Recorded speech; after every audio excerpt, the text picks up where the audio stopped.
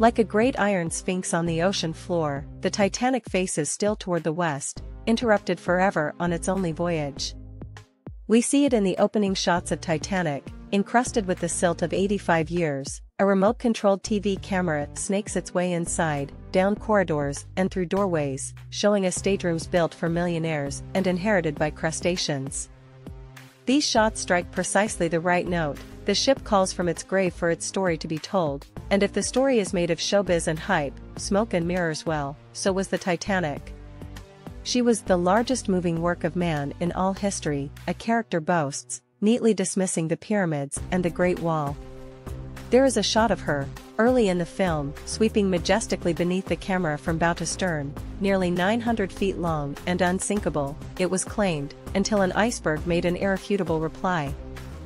James Cameron's 194-minute, $200 million film of the tragic voyage is in the tradition of the great Hollywood epics. It is flawlessly crafted, intelligently constructed, strongly acted, and spellbinding. If its story stays well within the traditional formulas for such pictures, well, you don't choose the most expensive film ever made as your opportunity to reinvent the wheel. We know before the movie begins that certain things must happen. We must see the Titanic sail and sink, and be convinced we are looking at a real ship. There must be a human story, probably a romance involving a few of the passengers. There must be vignettes involving some of the rest and a subplot involving the arrogance and pride of the ship's builders and perhaps also their courage and dignity. And there must be a reenactment of the ship's terrible death throes. It took 2.5 hours to sink, so that everyone aboard had time to know what was happening and to consider their actions. All of those elements are present in Cameron's Titanic, weighted and balanced like ballast, so that the film always seems in proportion.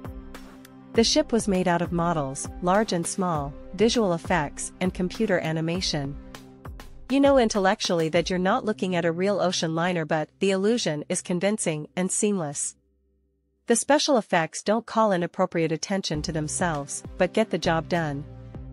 The human story involves a 17-year-old woman named Rose DeWitt Bukater, Kate Winslet, who is sailing to what she sees as her own personal doom. She has been forced by her penniless mother to become engaged to marry a rich, supercilious snob named Cal Hockley, Billy Zane, and so bitterly does she hate this prospect that she tries to kill herself by jumping from the ship.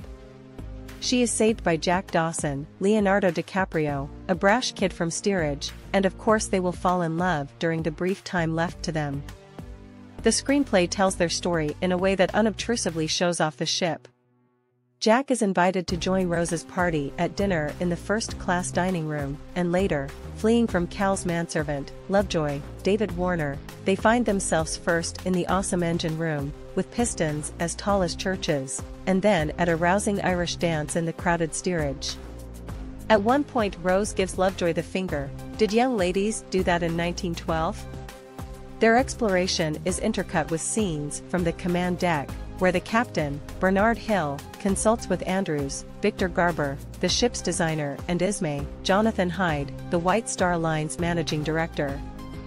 Ismay wants the ship to break the transatlantic speed record. He is warned that icebergs may have floated into the hazardous northern crossing, but is scornful of danger.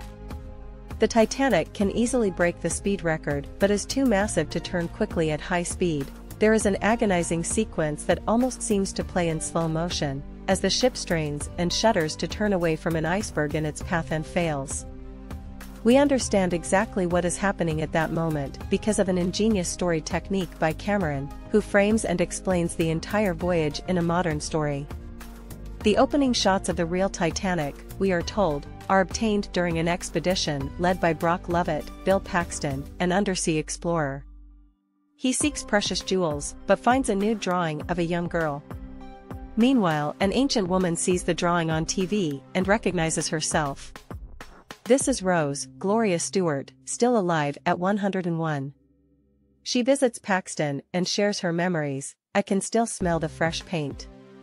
And he shows her video scenes from his explorations, including a computer simulation of the Titanic's last hours which doubles as a briefing for the audience.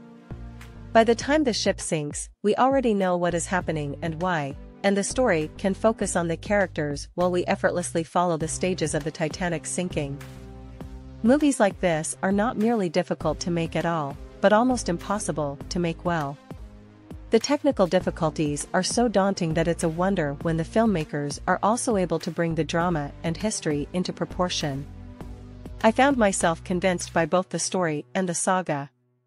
The setup of the love story is fairly routine, but the payoff, how everyone behaves as the ship is sinking, is wonderfully written, as passengers are forced to make impossible choices. Even the villain, played by Zane, reveals a human element at a crucial moment. Despite everything, damn it all, he does love the girl.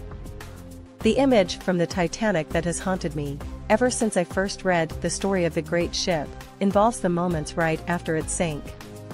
The night sea was quiet enough so that cries for help carried easily across the water to the lifeboats, which drew prudently away. Still dressed up in the latest fashions, hundreds froze and drowned. What an extraordinary position to find yourself in after spending all that money for a ticket on an unsinkable ship.